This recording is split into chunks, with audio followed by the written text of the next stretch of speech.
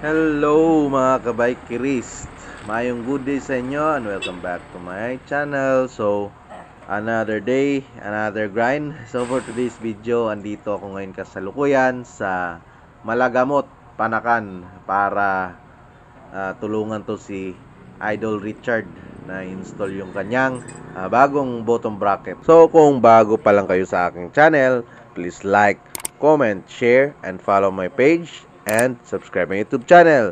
So, without any further ado, let's do this!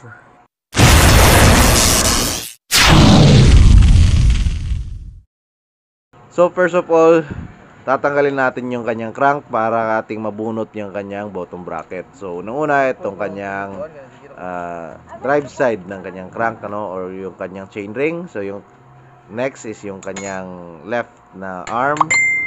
And then after is tanggalin na natin yung kanyang bottom bracket. So yung kanyang bottom bracket is vintage type pa na bottom bracket, yung may mga ball bearing sa loob, So kailangan nating pukpukin para matanggal, So ayan, after ng ilang minutong pukpukan, so natanggal na namin. So pwede na ikabit yung kanyang sealed type na bottom bracket, square taper sealed bearing type na bottom bracket.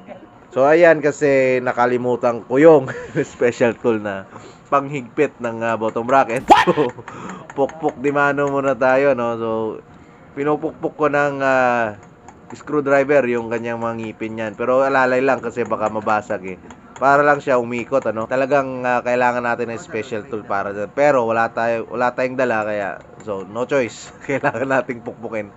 So ayan. So after niyang sa right side ng kanyang bike, so dito na naman tayo sa left side. Ayan, same story, pukpok na naman.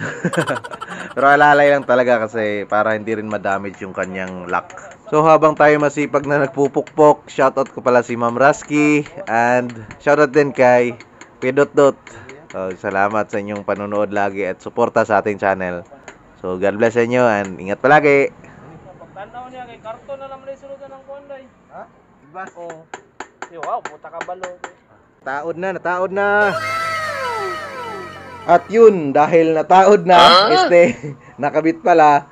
So it's time na ikabit na rin natin yung kanyang mga crank, yung kanyang left arm at saka yung kanyang chain ring, So ayan, kinakabit natin. Konting mekos-mekos na ninsa na yan. Sobrang galing na ninsa na yan. Sobra talented na yan. Sobra talented na yan, magkabit na yan. So yan, more higpit na yan. More higpitan na yan. Ninsan ko na yan. So yan, sinisigurado natin yan na mahigpit. So after nyan, yung right side na naman.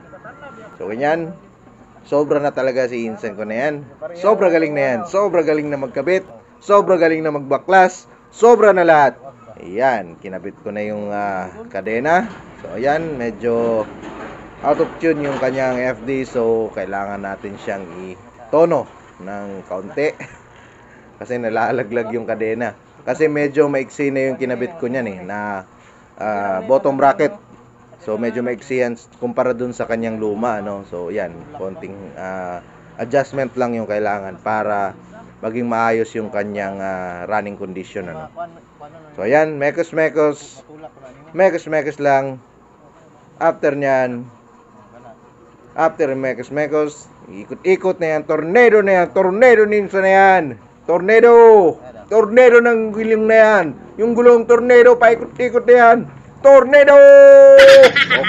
Okay na. At ito, at tapos na. Kailangan na lang itong i-testing ni Insan ko na yan. Kasi tito ko pala. Shoutout pala, Idol, Tito, Insan Richard. So, yan yung ating biker's friend na taga Malagamot na magaling din mag-mekos. Yan, si Insan ko na Richard na yan. So yan, Idol. Tito ko ni Insan na yan, yung mekos. So since tapos na yung ating mekos, so dito ko na tatapusin yung ating video. Thank you guys for watching. Paalam. So ganda, muna to mong ibuhat, tapos na. So sunod na lang po nga vlog. So bye-bye.